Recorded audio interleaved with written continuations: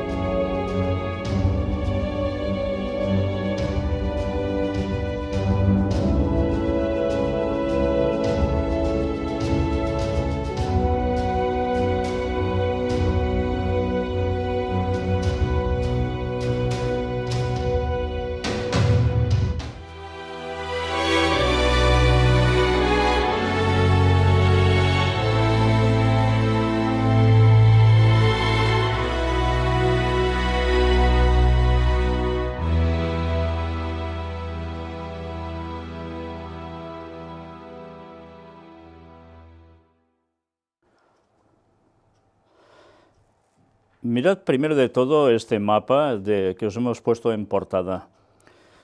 ¿Dónde están ubicados estos 3 países? Estonia, Letonia, Lituania.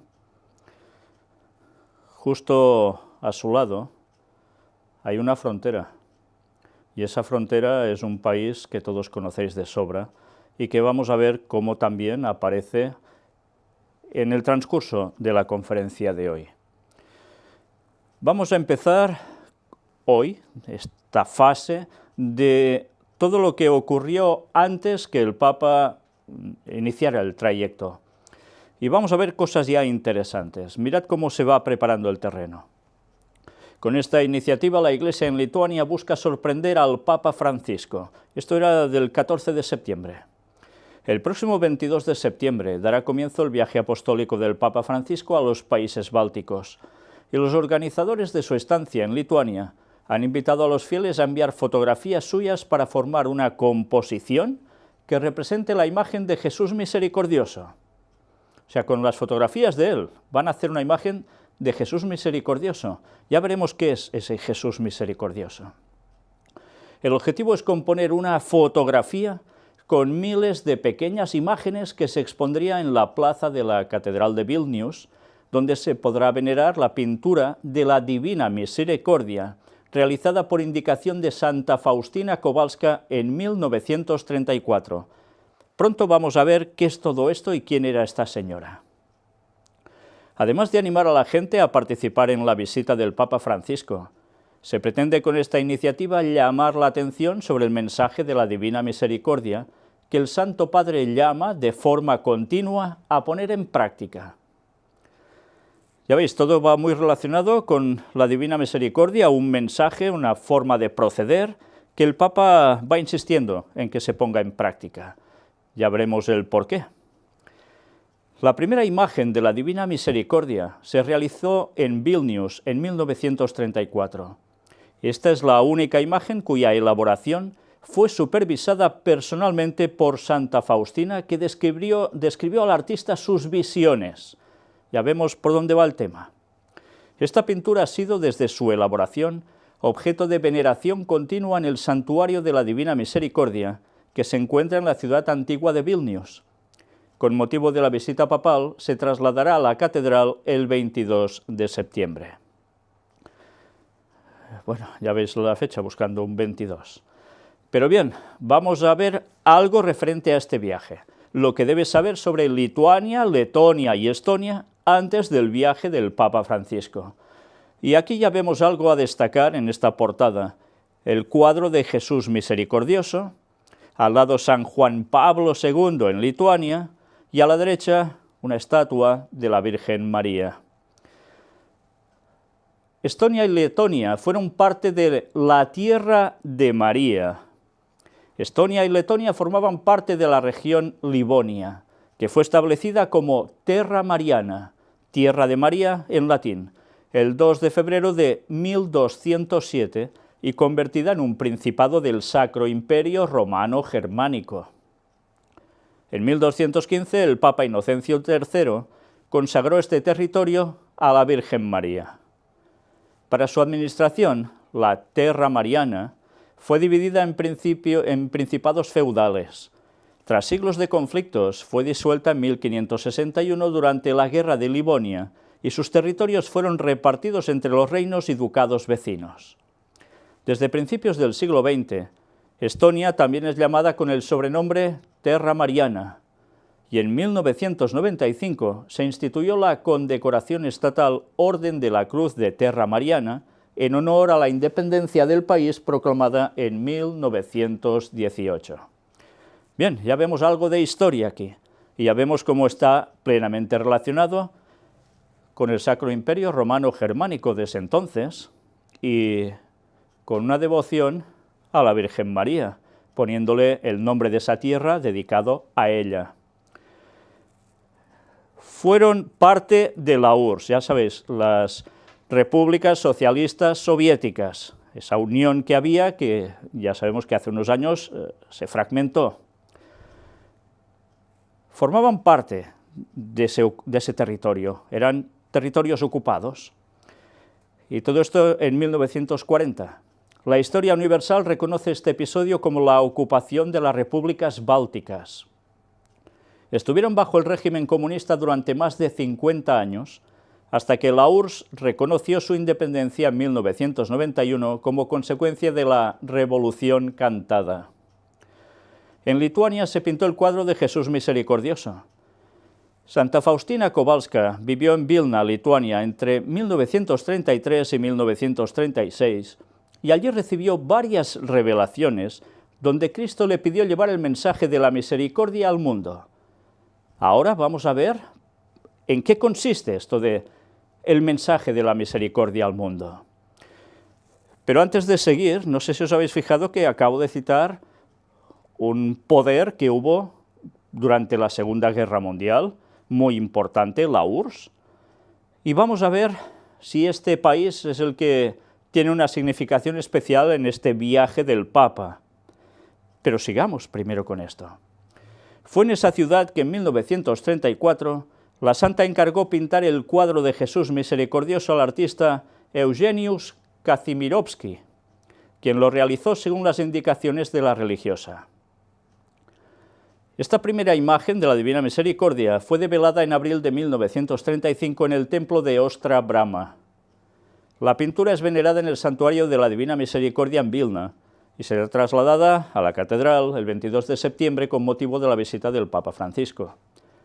Sin embargo, esta no es la efigie más conocida, sino que la más famosa en la Iglesia Católica es la que elaboró Adolfo Gila en 1943, siguiendo las descripciones de Santa Faustina.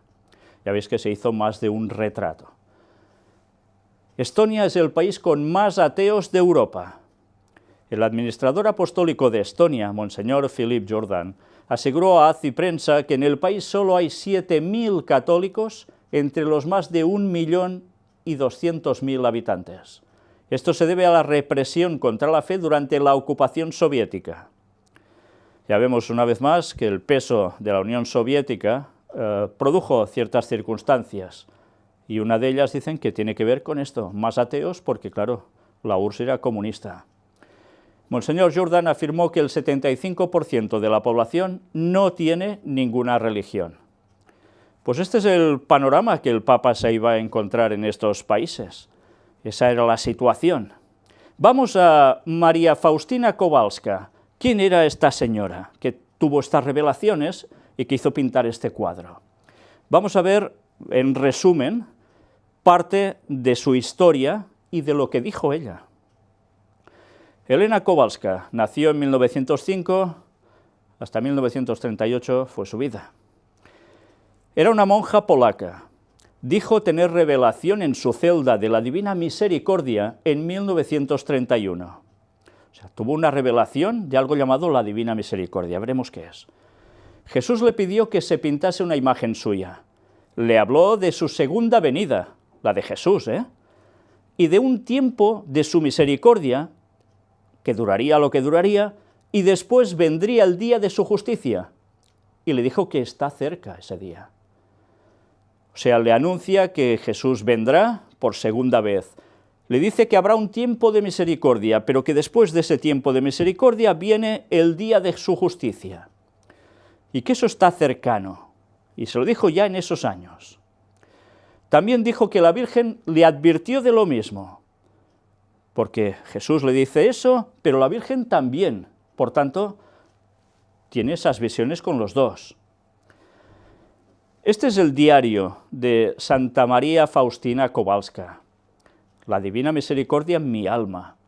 Y ya veis la imagen de la Divina Misericordia, que no es otra cosa que este Jesús del cual emanan una serie de rayos rojos y un blanco así celestial, que en las descripciones que se da precisamente de estos colores, dice que el rojo es por la sangre con que cubre los pecados, y el otro es la luz celestial, con que nos ilumina.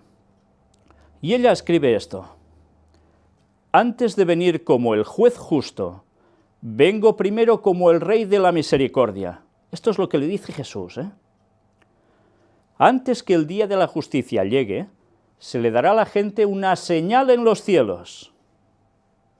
¿Una señal en los cielos? Esto nos recuerda automáticamente a un texto bíblico, ¿verdad? Cuando habla de la segunda venida de Jesús, el texto refiere, y habrá señales en los cielos, antes de que Jesús regrese. Y mira por dónde le están diciendo lo mismo, estas visiones. Dice que es Jesús quien se lo dice. Toda la luz en los cielos se extinguirá, y habrá una gran oscuridad sobre toda la tierra. De hecho, esto forma parte también, podríamos decir, que de los textos bíblicos anunciando la venida de Jesús. Está diciendo prácticamente lo mismo. Pero aún vamos a seguir un poco más, mírate esto. A continuación, la señal de la cruz se verá en el cielo. Esto ya no suena tan bíblico, ¿verdad? Esto es una revelación sorprendente, porque en la Biblia no dice que esas señales que describe aquí también mostrarán que aparecerá una señal de la cruz en el cielo. Y desde las aberturas donde se clavaron las manos y los pies del Salvador, saldrán grandes luces que iluminarán la tierra por un periodo de tiempo. Esto se llevará a cabo poco antes del último día. Y esto aparece en su libro, en la página 83. Por tanto, es una profecía que dice que le es revelada por Jesús y, como no, también por la Virgen María. Esto no ha sucedido aún. Pero fijaos que habla de misericordia, Jesús como el Rey de la Misericordia, pero habla también de justicia, de un juez justo. Y nos dice estas señales en los cielos, no solo de oscuridad, etcétera, sino además que aparecerá una cruz en los cielos del cual emanarán de los lugares donde Cristo estaba clavado ese tipo de luz durante un tiempo. Esto poco antes del último día, o sea, poco antes de la segunda venida de Jesús. Hemos estado tratando mucho últimamente en las conferencias de noticias de actualidad en relación con la profecía, especialmente en esas citas que leemos al final de todo. Y hemos visto cómo Satanás aparecerá haciéndose pasar por Cristo. Y él también, como no, tiene sus videntes, profetas, a los cuales les dice lo que va a hacer. Por tanto, fijaos que esta señora, esta monja, está reconocida por el papado. No es una señora que la consideren que estaba loca o que quizás lo que decía era cierto, ¿no? Sino que le dan todo el crédito. Esto nos debería hacer pensar, porque está declarada santa. Con lo cual, lo que dice, vamos, iba a decir, es misa. Está aceptado como cierto. Entonces, hemos de empezar a pensar que hay alguien que anuncia su venida y que mostrará estas señales antes de aparecer. Y ya hemos visto y hemos distinguido precisamente que hay esta señal de la cruz que en el texto bíblico no aparece. Con lo cual, ¿quién está anunciando el qué? ¿Es Jesús verdaderamente el que anuncia que vendrá así? ¿O es Satanás haciéndose pasar por Cristo el que dice que hará esto? Y que van a aceptarlo, creyéndose la gente, ¿cómo no?, que es el auténtico Jesús. Fijaos lo importante que es conocer bien las profecías para saber distinguir dónde está la verdad de dónde está el error. Porque al fin del tiempo en el cual estamos, y no solo porque lo diga esta señora, verdaderamente estamos en el fin del tiempo. La línea de demarcación, el filo entre la verdad y la mentira, el engaño, es tan fino que solo los que estén bien fundamentados en la palabra de Dios sabrán distinguir. Porque ahora imaginaos que veis esto, y ¿qué hacéis? ¿Qué hacéis? Son señales, la Biblia hablaba de estas señales, por tanto, cuando aparezca ese personaje, ¿quién dirá que no es Jesús auténticamente? ¿Y dónde irán a parar los ateos cuando vean estos fenómenos paranormales? ¿Os dais cuenta? ¿Cuántas veces hemos dicho que al final no quedará ni un solo ateo? Ni uno. Porque todo el mundo verá algo y todo el mundo va a reconocer que eso no es normal. Con lo cual, cuando aparezca después ese personaje haciéndose pasar por Cristo, el gran adversario en verdad, Satanás, ¿a cuántos no va a embaucar?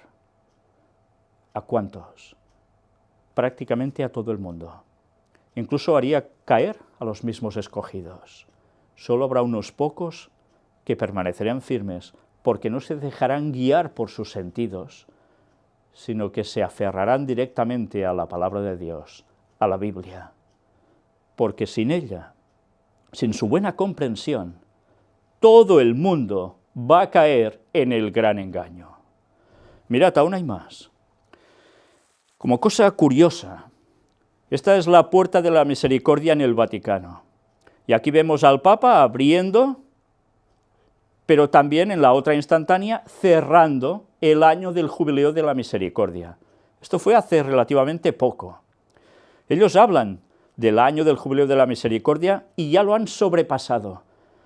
Pero aún y así, parece ser que hay como una prolongación aún de tiempo, porque vamos a ver, una vez más, cómo vuelve a hablar de misericordia, y ya estamos viendo parte de ello en este inicio de conferencia, con lo que están tratando ellos.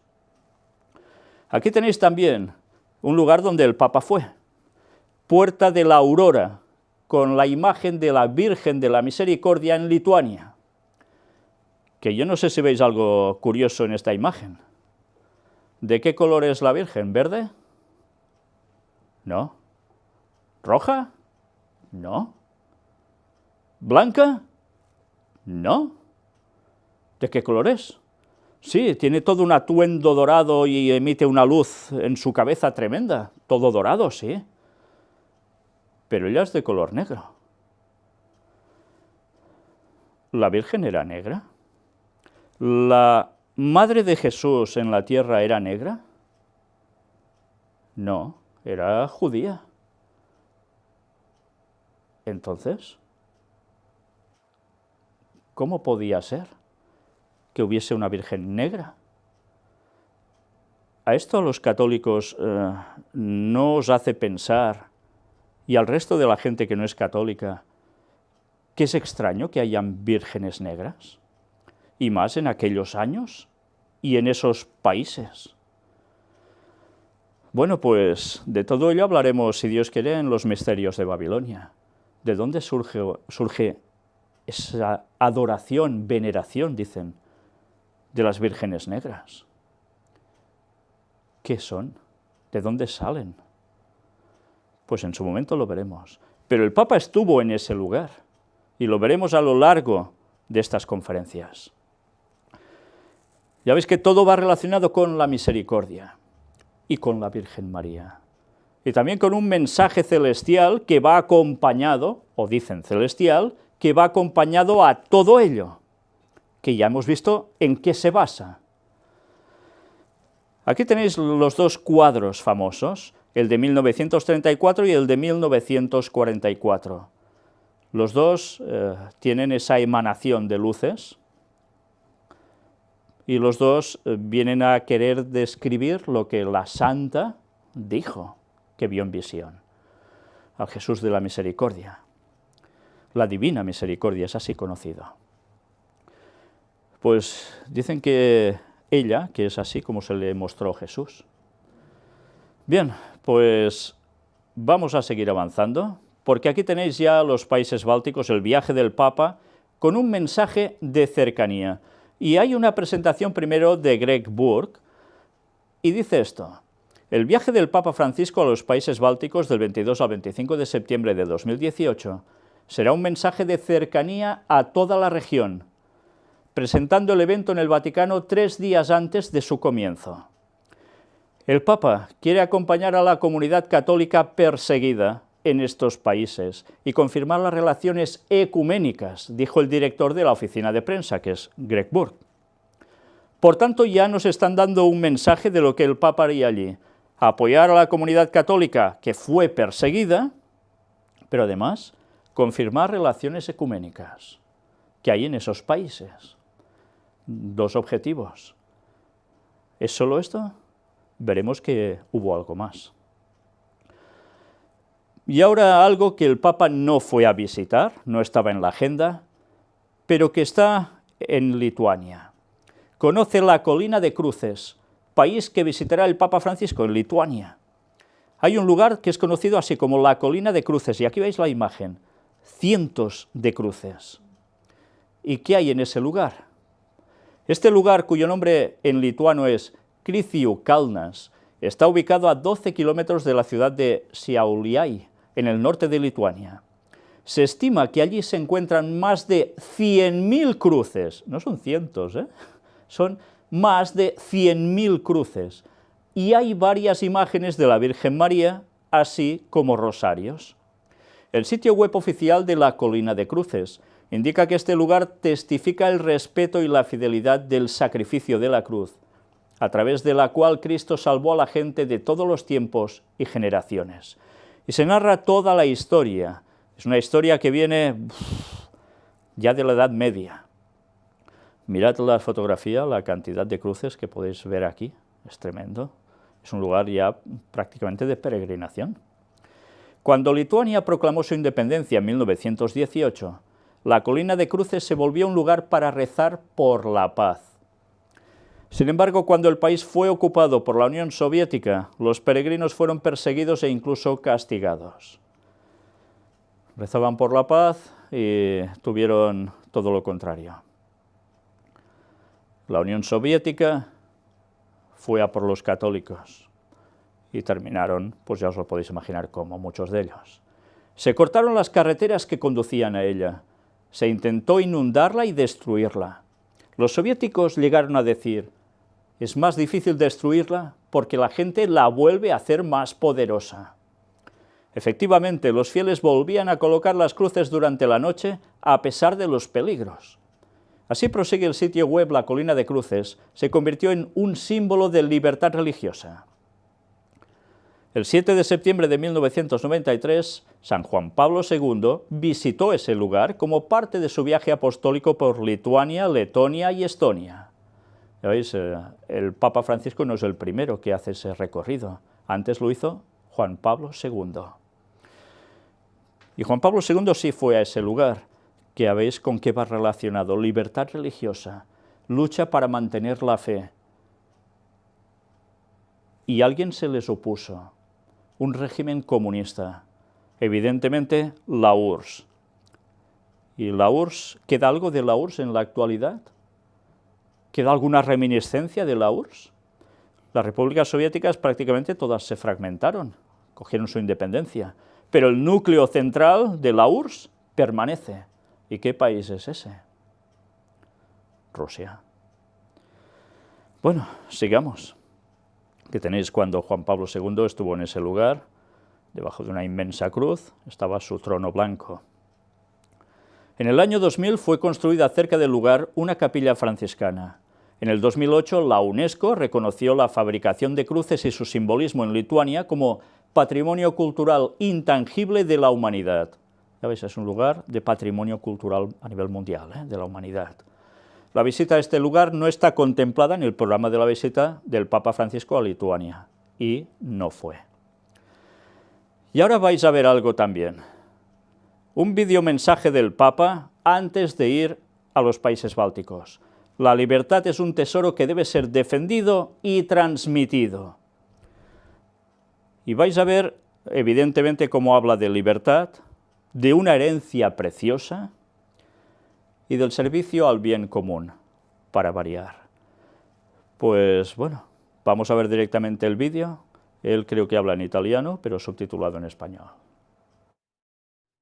Cari amici, alla vigilia della mia visita nei paesi baltici, Lituania, Lettonia ed Estonia, desidero rivolgere un'affettuosa parola di saluto a tutti voi che abitate quelle terre.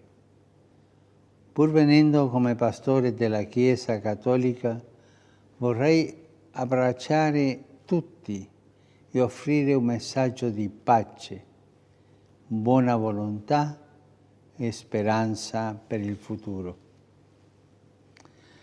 La mia visita coincide con il centenario dell'indipendenza delle vostre nazioni e naturalmente onorerà tutti coloro i cui sacrifici del passato hanno reso possibile le libertà del presente. La libertà, come sappiamo, è un tesoro che deve essere costantemente preservato e tramandato come un'eredità preziosa alle nuove generazioni. In tempi di oscurità, violenza e persecuzione, la fiamma della libertà non si estingue, ma ispira la speranza di un futuro in cui la dignità data da Dio a ciascuna persona sia rispettata e tutti sentiamo chiamati a collaborare alla costruzione di una società giusta e fraterna. Oggi quel senso di solidarietà e servizio al bene comune è più che mai necessario.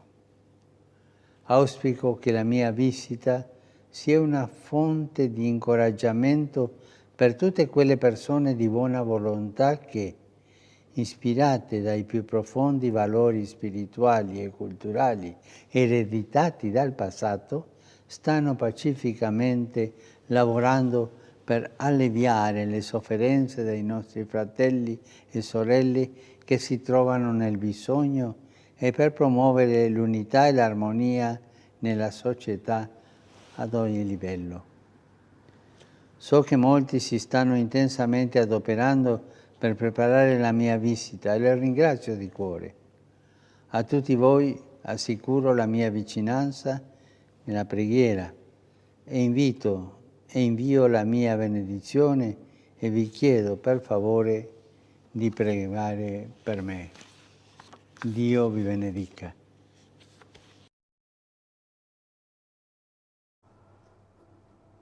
Terminaba diciendo, como siempre, que recen por él, pero ha dicho alguna cosa interesante. Si os habéis fijado, vuelve a hablar de las personas que son afines a lo que él pregona como personas de buena voluntad. A ellos se dirige básicamente, con lo cual una vez más, si no estás de acuerdo con sus postulados, pues ya no tienes muy buena voluntad. Es clara la situación, ¿verdad? Bien, él da un mensaje especialmente a esos países porque hace coincidir su visita con el centenario de la independencia de esos tres países. Libertad. Y fijaos cómo ya nos va hablando de la gente del pasado en esos lugares y lo que transmite o transmitió. Vamos a seguir. Esta es la imagen que es habitual cada vez que el Papa va a emprender un viaje. Ya la habéis visto, si habéis seguido nuestras conferencias analizando los viajes del Papa, esto es lo de antes y lo de después de cada viaje. ¿El Papa dónde va? Pues el Papa confía su viaje a Santa María la Mayor. Durante su viaje apostólico de 4 días, el Papa visitará Vilnius y Kaunas en Lituania, Riga y Aglona en Letonia y Tallinn en Estonia. El programa incluye encuentros con las autoridades, encuentros ecuménicos con jóvenes, con los más pobres. Por tanto, ya veis en qué consistía oficialmente el programa. El ecumenismo no puede faltar, pero también encuentros con los jóvenes. Algún mensaje les iba a dar, ¿verdad? Pero también encuentros con los más pobres. Esto ya implica lo que el Papa transmite en consecuencia, la bondad, la ayuda.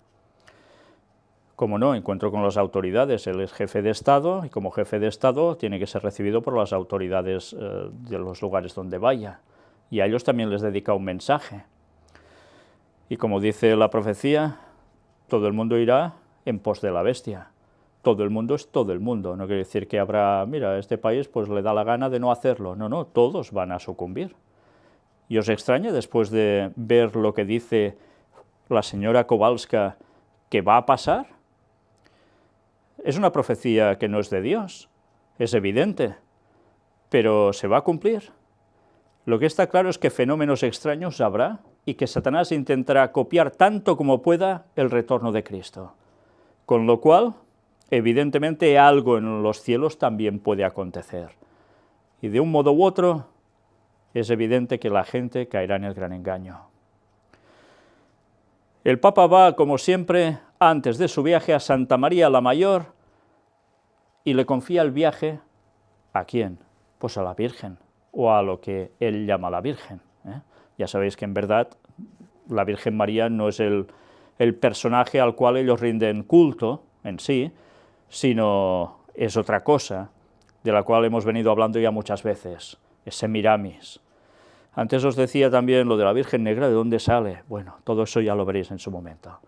Pero el Papa, como siempre, antes de emprender su viaje, se dirige directamente a ese lugar para dar, ¿cómo no?, para recibir, mejor dicho, el beneplácito de lo que va a hacer, sirviendo a quien va a ver, a Santa María. Aquí hay que estar atentos en el viaje del Papa a los países bálticos. Ahora veréis que lo que os he ido diciendo sobre un cierto país, pues no es solo una impresión mía. Esto está extraído de la COPE. Ya sabéis que es una emisión o una emisora que tiene que ver plenamente con el tema católico en España.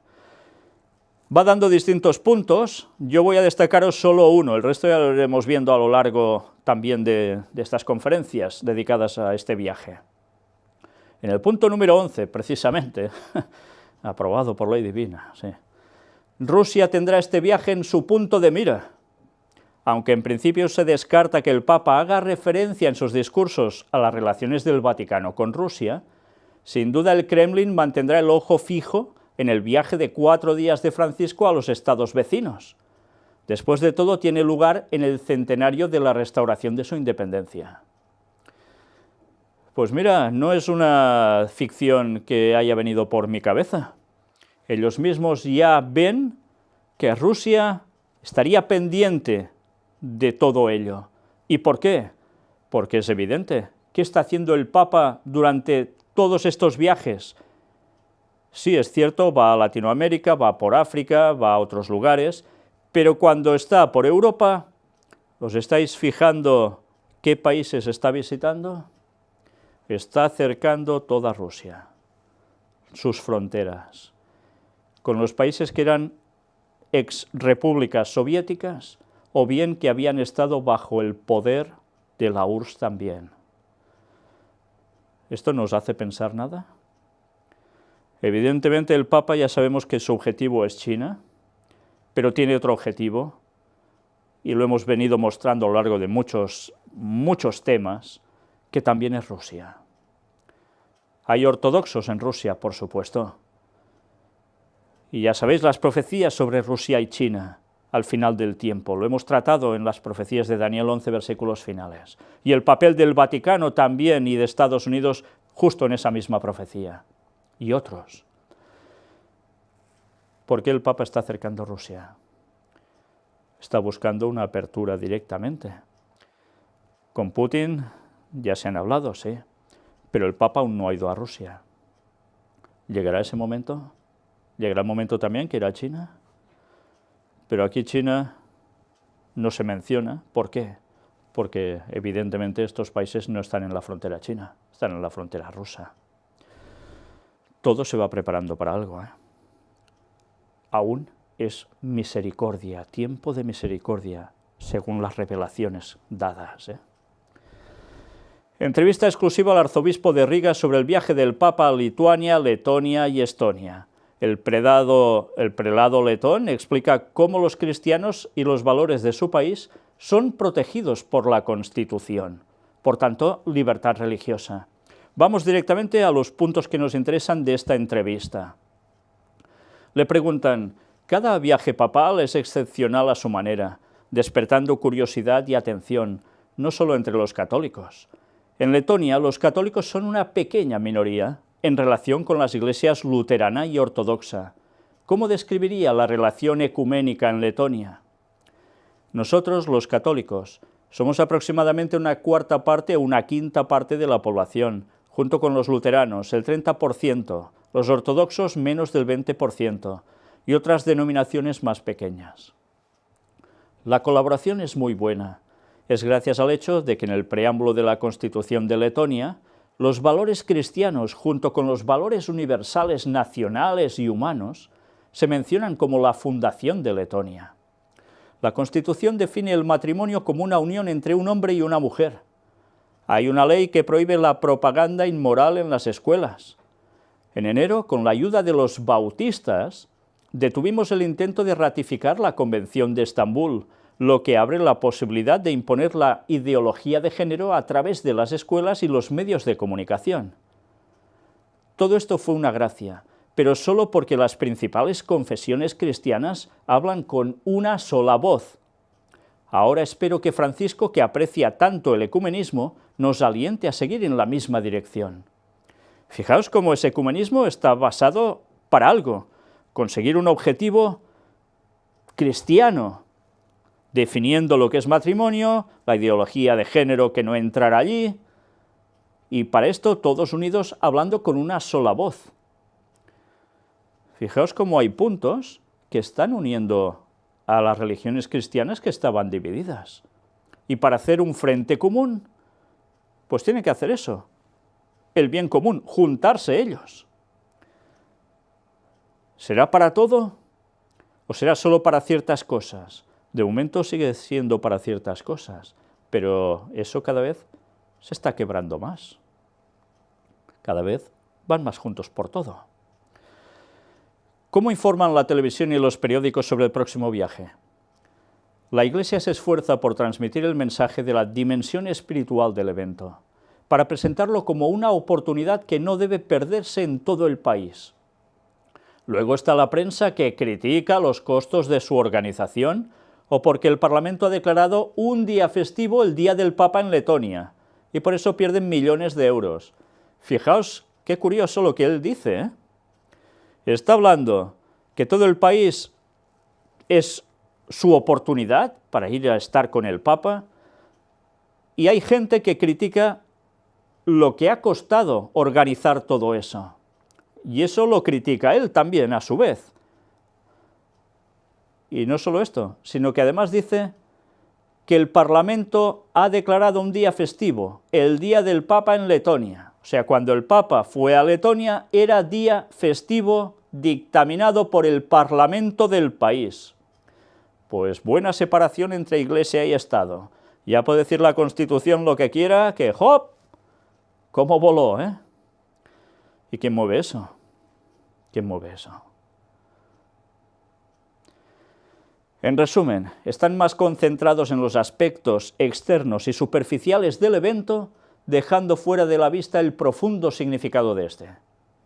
Ya veis, a eso le llaman aspectos externos y superficiales del evento. Fantástico, ¿eh? O sea que lo que no es lo que dicen ellos es externo y superficial, solo lo de ellos es realmente profundo. Esperamos superar este obstáculo, dijo. Un tema sensible para Letonia es la relación con la gran minoría étnica rusa, cuya condición ha cambiado considerablemente desde que Letonia ya no es parte de la Unión Soviética. El Papa Francisco es el Papa que continuamente invita a construir puentes, a reconciliarnos entre los pueblos, a aprender a vivir en armonía. ¿Cómo se recibirá este mensaje en su país? Hoy vivimos en un mundo desgarrado por tantos conflictos. En Letonia, ciertamente no somos perfectos, todavía tenemos mucho que hacer, pero vivimos juntos en paz y en este sentido también podemos ser un modelo para el resto del mundo. Por ejemplo, en Riga hay más rusos que letones. La ciudad es administrada por un alcalde ruso, y no es la primera vez, sino la tercera. No hay conflicto abierto en la calle, en la vida cotidiana. Sin embargo, es un tema delicado porque incluso en ausencia de conflicto hay partidos políticos que intentan alimentar el antagonismo entre letones y rusos. Y si el Papa Francisco llega con un mensaje de reconciliación, entonces es previsible que inmediatamente algunos grupos lo ataquen. La cuestión es delicada, sí.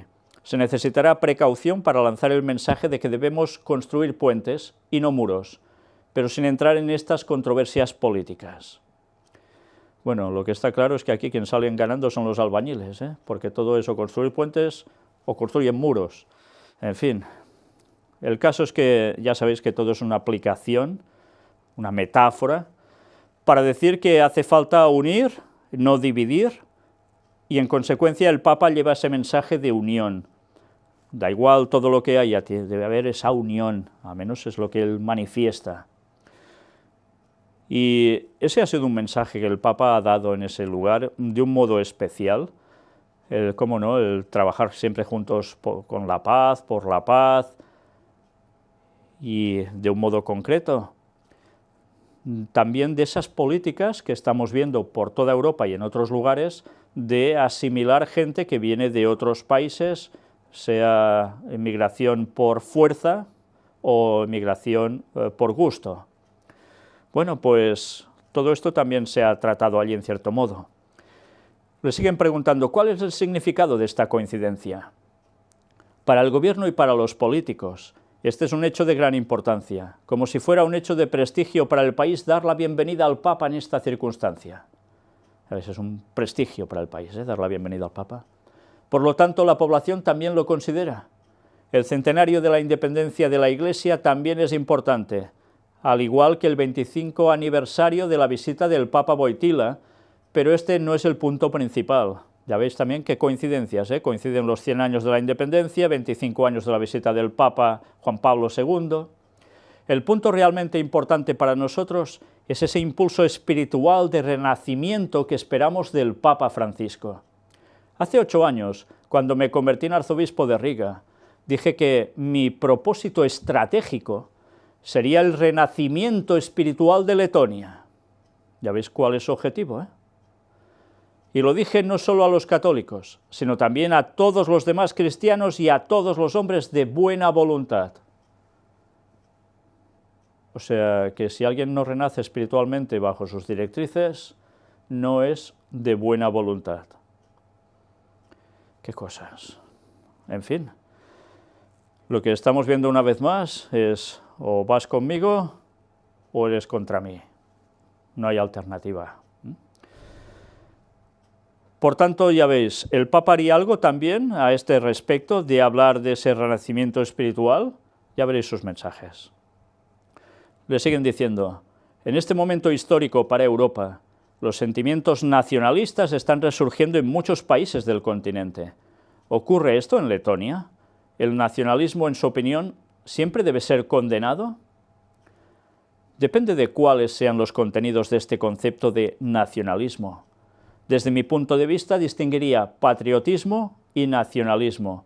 El primero es bueno, el segundo no, aunque algunos expertos argumentan que hay varios niveles de nacionalismo y los más suaves pueden ser aceptados. Digo esto, el amor por la propia patria es algo necesario, es parte del cuarto mandamiento. ¿Os lo habéis planteado así? Honra a tu padre y a tu madre. Ya sabemos que este no es el cuarto mandamiento bíblico, es el sábado, pero ellos como suprimen uno de antes, pues el de las imágenes, precisamente, les quedan 9 y todo se corre, y el 10º lo dividen en 2, el no codiciarás, y así vuelven a tener 10. Pero dice que esto va relacionado con ese amor por la patria, honrar a tu padre y a tu madre. Pero con el nacionalismo ya podemos sentir un sentido de superioridad hacia los demás, y esto no es aceptable. O sea que tampoco termina de definir muy bien las cosas. Y bien, llegamos ya hacia la parte final de la conferencia de hoy. El próximo día veremos ese primer día del Papa en ese lugar. Pero ahora tenemos, como no, ese trayecto en avión que el Papa hace desde donde él está hacia el lugar donde va a visitar. ¿Y qué sucede? Pues que siempre hay entrevistas con los periodistas. En este caso, al ir, no hay mucha entrevista, hay unas palabras solo del Papa. Veréis que en su regreso, vaya entrevista larga, extendida y con un contenido de los que no tiene desperdicio. Pero aquí lo tenéis, a los países bálticos se dirige y dice: Francisco anima a descubrir las similitudes y diferencias entre los 3 países. Me parece un juego, ¿eh? Y en las palabras del Papa a los periodistas dice: buenos días. Muchas gracias por vuestra compañía, por la ayuda de este viaje, el servicio, para informar a la gente que sigue el viaje y que tiene algún interés. Son 3 países que se parecen, pero son diferentes, y será un buen trabajo para vuestra atención ver las similitudes y diferencias. Tienen una historia común y también diferente, y será hermoso. Muchas gracias. Una historia común, pero también diferente. Y vamos a ver cómo el Papa se encarga de matizar ciertas cosas al respecto en esos 3 países. Pero desde luego hay un eje central, un país que merodea por allí sin citarse de un modo súper concreto: Rusia. El próximo día tendremos la segunda parte de este tema. Analizaremos todo lo que hizo al llegar el Papa a ese primer país que visitó. Una vez más, vamos a ver que este Papa, al igual que el resto, no está haciendo las cosas porque sí. Que Dios os bendiga.